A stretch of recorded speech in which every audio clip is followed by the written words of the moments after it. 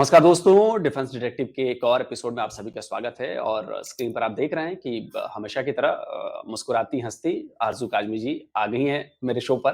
तो उनसे सवालात और जवाब मैं सिलसिला शुरू करूं तो स्वागत है आपका आरजू जी मेरे शो पर। थैंक यू सो मच कि आपने इनवाइट किया, बहुत शुक्रिया।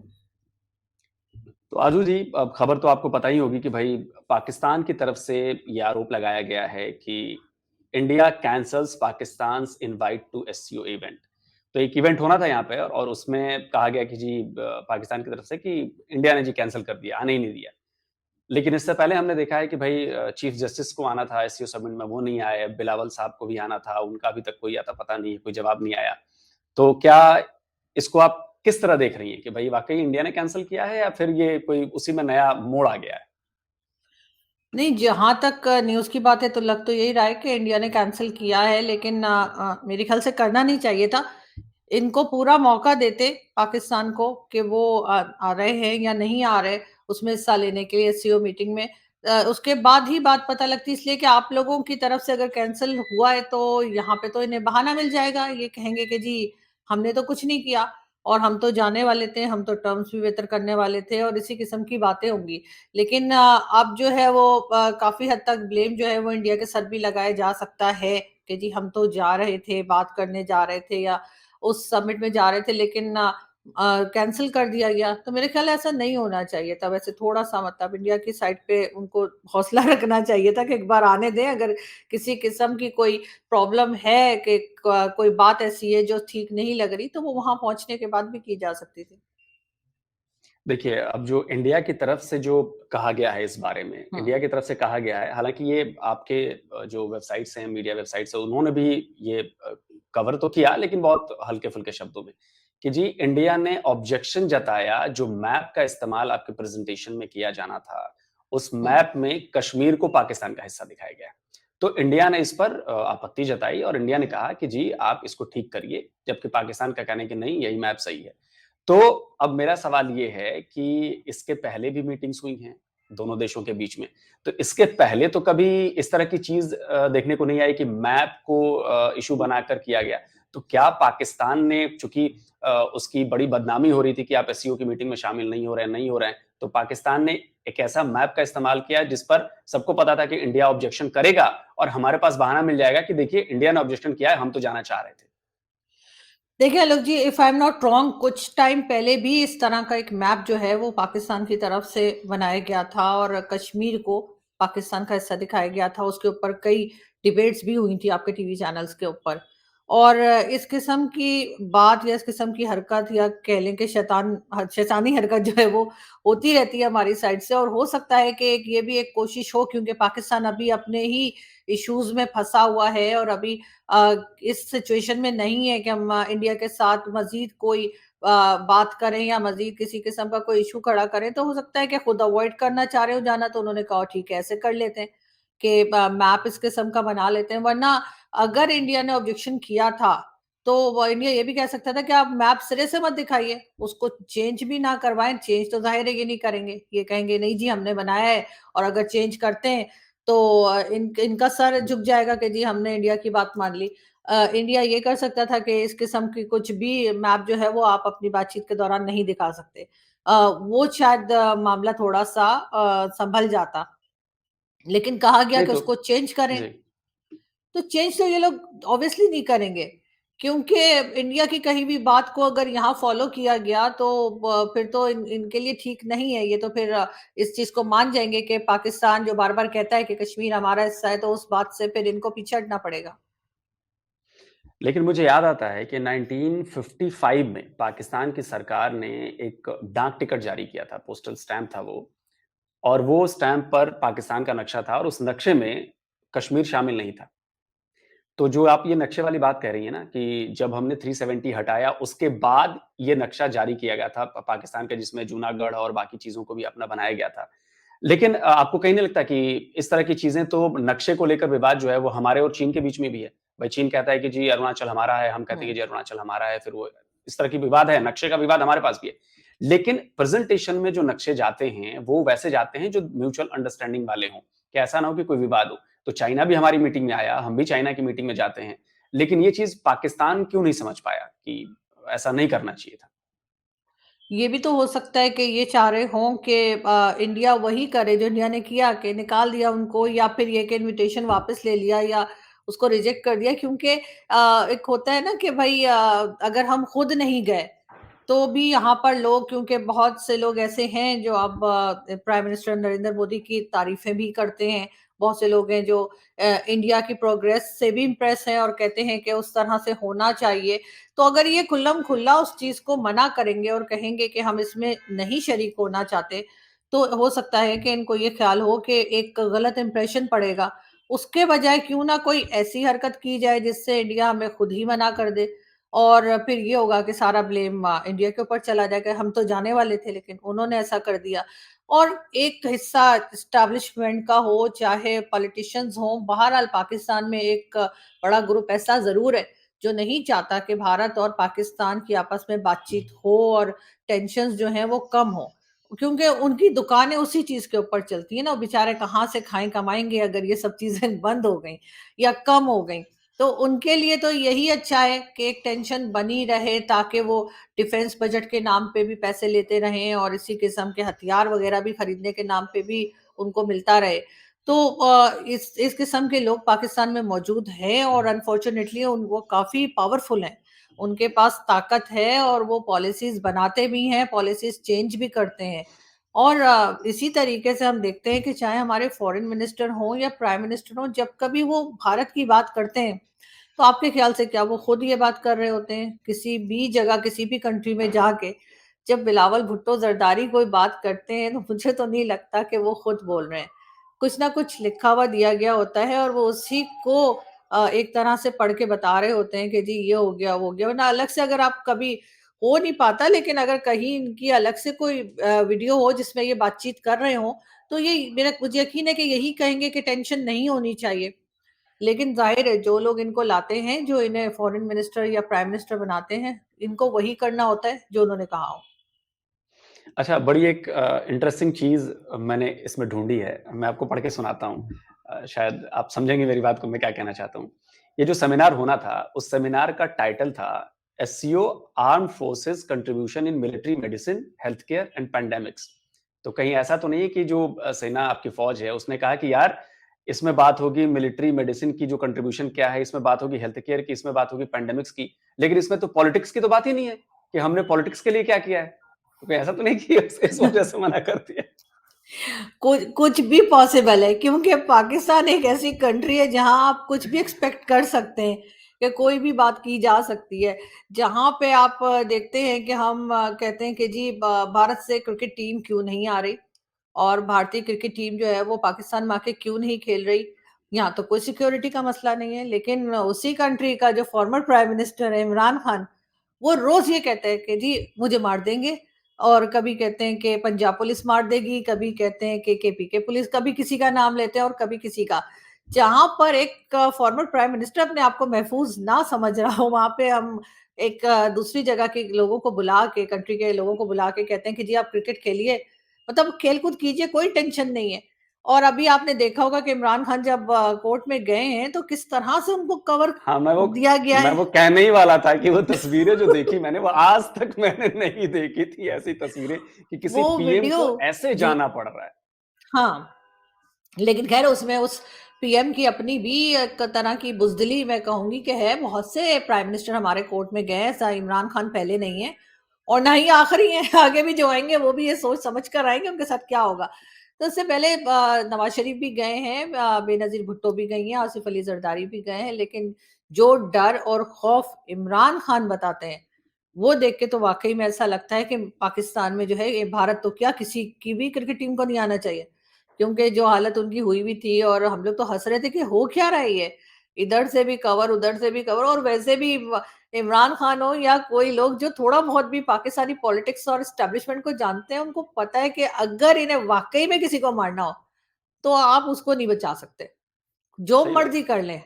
यहाँ बिल्कुल, पे बिल्कुल, वो बिल्कुल। ज़ियाउल हक तक का जो प्लेन था, वो किस तरह से वो जो तारिक फतेह साहब कहते हैं वो आम चुरा रहा था।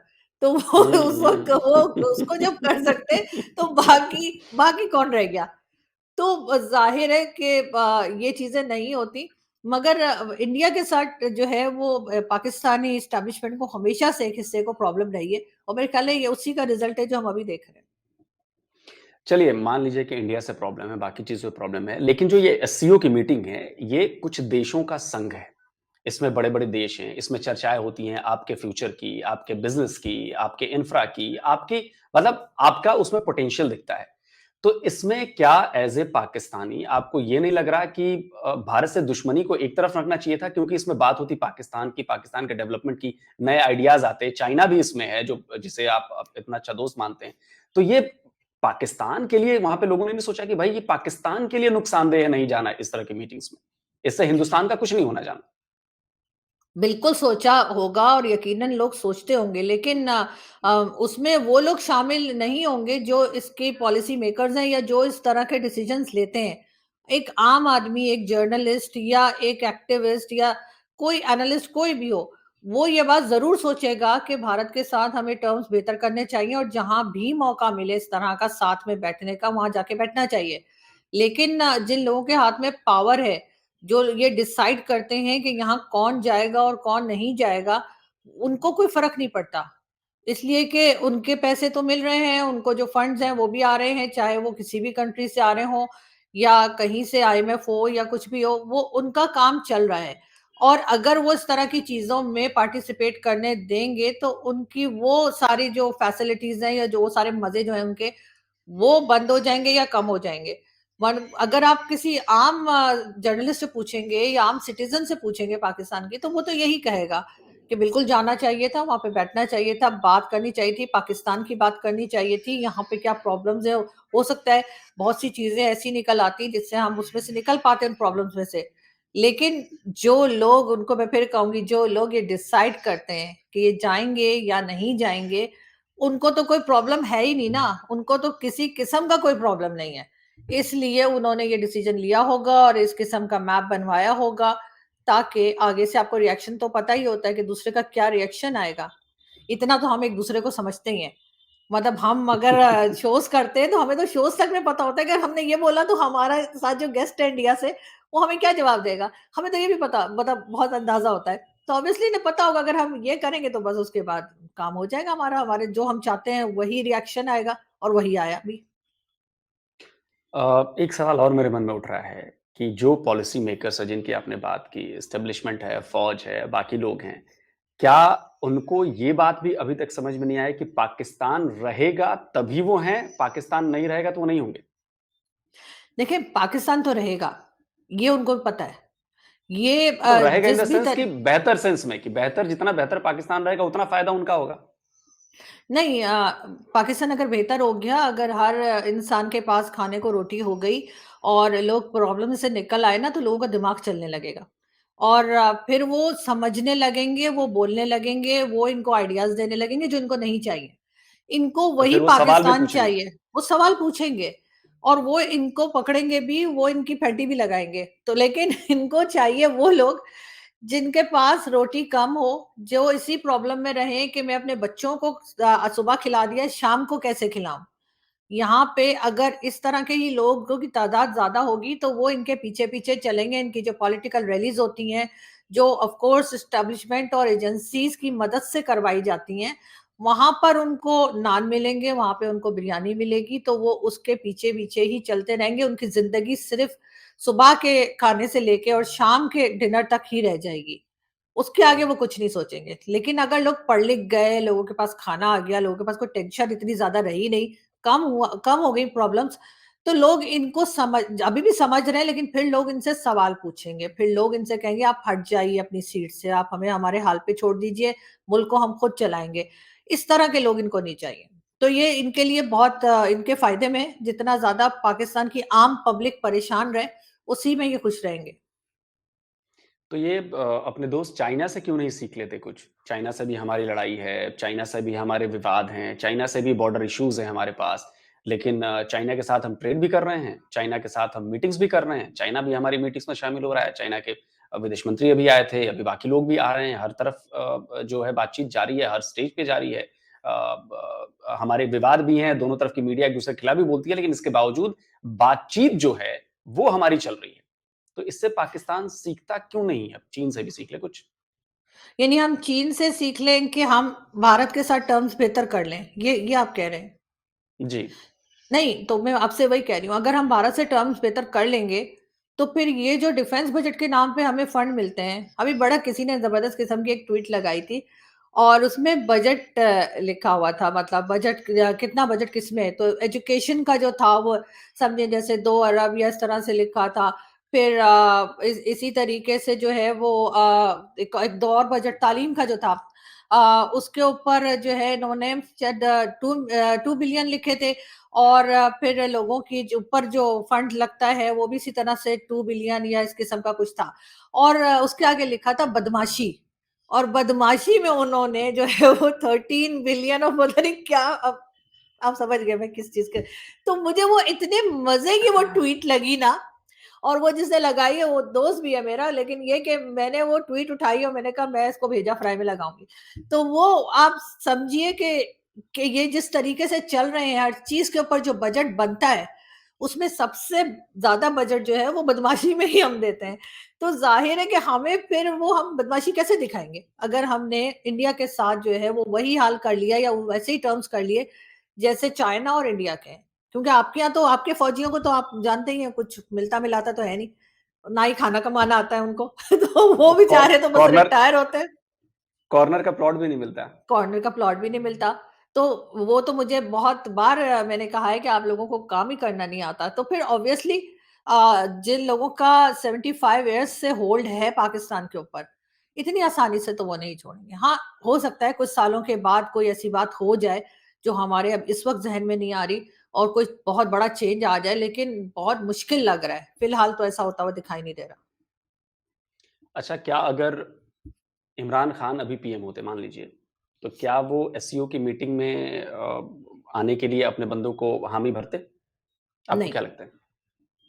नहीं कोई भरते। नहीं भरेगा जब तक एजेंसीज और एस्टैब्लिशमेंट नहीं चाहेगी कोई भी प्राइम मिनिस्टर ऐसा हो चाहे इमरान खान हो चाहे शहबाज शरीफ हो या कोई भी नहीं आएगा सबका एक ही जवाब होगा ठीक है, कश्मीर के मैप को लेकर प्रॉब्लम हुई, इंडिया ने उस पर सवाल उठाए। प्रैक्टिकली अगर देखा जाए, मैं प्रैक्टिकली होके हम्म सवाल पूछ रहा हूं कि क्या पाकिस्तान के लोग या पाकिस्तान के एस्टेब्लिशमेंट ये अभी तक समझ नहीं पाए हैं कि आप मैप में छेड़खानी कर सकते हैं, लेकिन इससे हकीकत तो नहीं बदल जाएगी, रियलिटी तो नहीं बदल जाएगी। तो क्या वो रियलिटी पाकिस्तान कभी एक्सेप्ट नहीं करेगा, चाहे उसका कितना भी बड़ा नुकसान हो जाए? मेरा ख्याल है कि अब कम से कम आम पब्लिक तो चेंज हो रही है और आम पब्लिक बात करने लगी है इसको रोक नहीं पा रहे कहा जा रहा है सोशल मीडिया को कंट्रोल करेंगे कभी कहते हैं कि लोगों को अरेस्ट कर लेंगे लेकिन कितने लोगों को अरेस्ट करेंगे लोगों को अगर मारना भी शुरू करें कितने लोगों को मार देंगे जब एक बहुत बड़ी तादाद में लोग ये बात कर रहे हैं और कह रहे हैं कि जी इस चीज को खत्म हो जाना चाहिए और अब तो ये भी लोग कहते हैं कि भारत हमारा दुश्मन नहीं है और जहां पे हम गलत हैं वहां हम मानने लगे चाहे वो 65 की वॉर हो चाहे 71 की वॉर हो तो मेरा ख्याल है अब कहीं ना कहीं जाके चेंज आएगा कुछ टाइम तो लगेगा लेकिन अब लोग बोलने लगे हैं और अब लोगों को चुप कराना इनके लिए बहुत आसान काम नहीं रहा है चलिए, मुझे लगता है कि अगर लोगों में ये चीज़ पनप रही है, तो ये बड़ी अच्छी बात है कि जितनी जल्दी आप रियलिटी को समझ लें, उतना आपके मुल्क के लिए बेहतर है, क्योंकि आप अपना फ़ोकस जो है अपने मुल्क की तरफ लगा पाएँगे, ज़्यादा बेहतर तरीके से कर पाएँगे। बहुत-बहुत शुक्रिया आज़ू जी कि आपने वक़्त निकाला मेरे लिए और इतने इम्पोर्टेंट मुद्दे पर पाकिस्तान का पक्ष रखा आपने। Thank you thank you. So much आजकल यहाँ पे पोलन एलर्जी है जिसकी वजह से मुझे खांसी फिर शुरू हो गई है तो आई एम सो सॉरी नहीं, नहीं, थैंक यू नहीं, सो नहीं, मच कोई इश्यू नहीं है। Thank you, thank you thank you. Thank you